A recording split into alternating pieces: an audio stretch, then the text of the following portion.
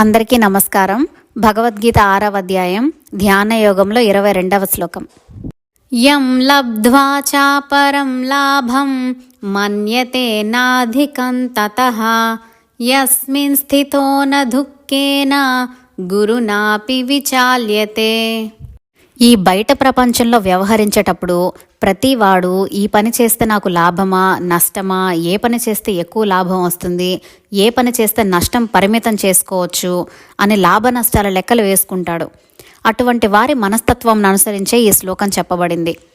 ఆత్మానందం అనే ఈ లాభం పొందినవాడు ఇతర లాభముల కొరకు పాకులాడడు.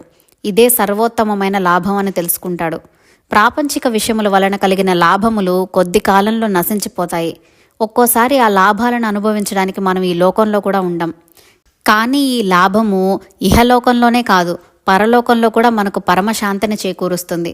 ఇటువంటి ఆత్మానందాన్ని పొందిన వాడికి ఎటువంటి భయంకరమైన దుఃఖం వచ్చినా ఏమాత్రం చలించడు. కాబట్టి సకల దుఃఖములు పోగొట్టేది ఈ ఆత్మానందమే. స్వప్నంలో మనం ఎన్నో కష్టాలు పడ్డట్టు కలగంటాం. మెలకు వచ్చి చూస్తే అవేమీ ఉండవు. అదే మాదిరి ఆత్మానందం పొందిన వాడికి ఒకవేళ కష్టాలు వచ్చినా అవి స్వప్నంలో వచ్చిన కష్టాలు మాదిరే చెదిరిపోతాయి. అదే ప్రాపంచిక విషయముల వలన కష్టాలు వస్తే చిన్న కష్టమైనా దానిని పెద్దదిగా ఊహించుకుని తలకిందులవుతాడు.